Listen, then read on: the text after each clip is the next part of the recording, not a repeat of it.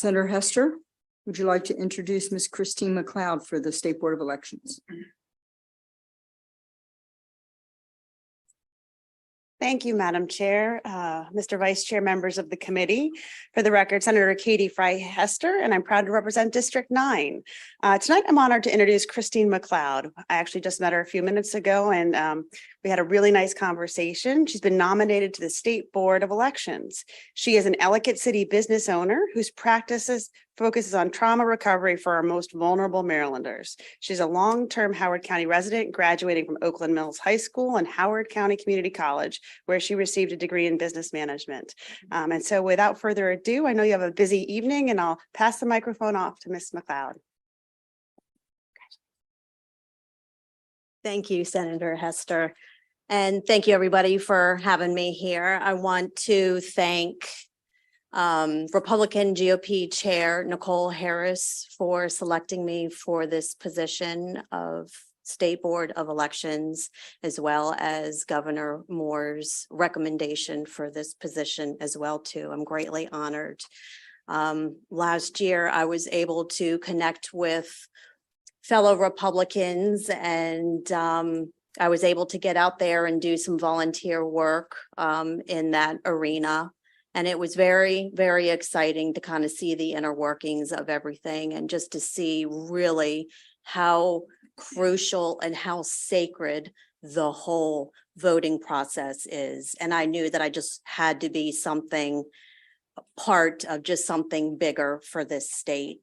So thank you very much for this opportunity. Thank you, Ms. McCloud. Do I have any other questions or comments for Ms. McCloud? Senator Feldman? Yeah, well, just a couple questions. I mean, I don't see a lot here in terms of background. I guess I should just ask you, have you ever served as an election judge or anything in kind of the elect? I know you just mentioned doing some observations last year, but what in your background for this body would assure us that you have some working knowledge? I did some campaign work, volunteer work for someone who was running for delegate. I did some door knocking, some holding the signs at the polls and stuff like that, just volunteer work. Well, can I just one or two follow-ups, Madam Chair? Just, so just to drill a little deeper. Yes, Senator. Do you, do you think that fraud is a major problem in Maryland or elsewhere? Is voter fraud something that you think is a significant problem or not so much? Honestly, I don't really follow that. I do know that in talking with other people, it is a concern for people. That I will tell you, but state to state, everything is different. So I personally have not seen any evidence that would prove whether or not there was or was not fraud in the state of Maryland or even in the county. Madam Chair, one other question. Do you have any view on whether it's appropriate for voters to bring guns to the polls or near polls? Is that something that you have a position or view on? Well, I don't think it's needed, but we do have in the Constitution that we have the right to bear arms, but I don't think it's needed. Okay, thank you, Madam Chair. Senator King. On a scale of 1 to 10, how would you grade Maryland's elections? I'm sorry. Sorry. On a scale of 1 to 10, how would you grade Maryland's elections? I can only tell you what I've seen just in my county. And we actually there was a meeting last summer with one of the county BOE members. And she was talking about the 2020 elections, and she did raise some questions for me because it seemed like she was leading to believe that certain things were not done correctly by law. Mm-hmm. which was a little bit of a concern. Okay. All right, thank you. Sure. Thank you. And Senator Zucker?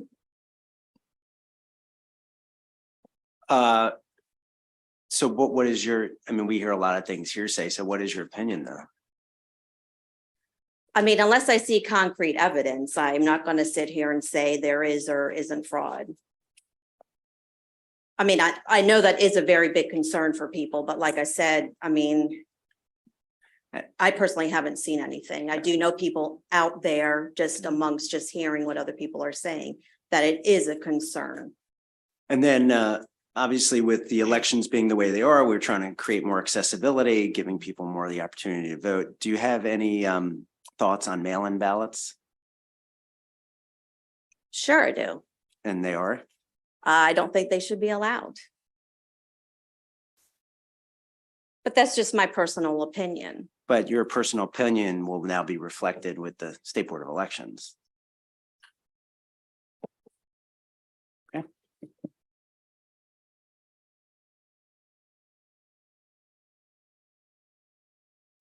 Questions? No other questions? No. Yes. Oh, I Senator was, Smith. I was intrigued by the last line of questioning, so I just. The sanctity of our elections and the security and the kind of the successful operation leads obviously to the election of our executive. So I guess the simple question up front would be, do you believe that the governor is the duly elected governor of the state of Maryland? Are the results proper and final in your opinion? I've never seen the results. So the results that have been published on the State Board of Elections, and we had an inauguration. Just a simple question. Do you believe that Governor Wes Moore is the duly elected governor of the state of Maryland? Sure. Do you think there was fraud, overwhelming fraud that would change the outcome of that election? I can't answer that question. I have no idea. Like I said before, I have not seen concrete evidence of fraud. So you couldn't definitively say that this election was faithfully, fully carried out and that the proper result was rendered to the people of Maryland? I can go just based on assumption. Okay. I would assume, I mean, it should be. Thank you. Sure. Senator Ferguson, President Ferguson. Thank you. Thank you for putting your name in to serve.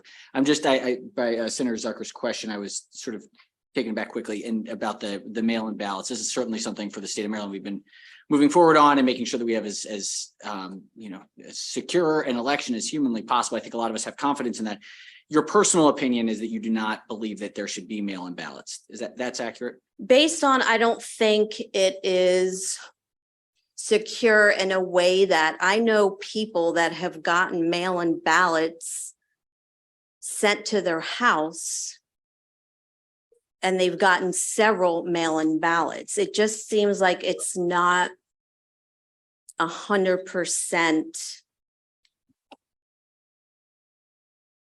like, what's the word?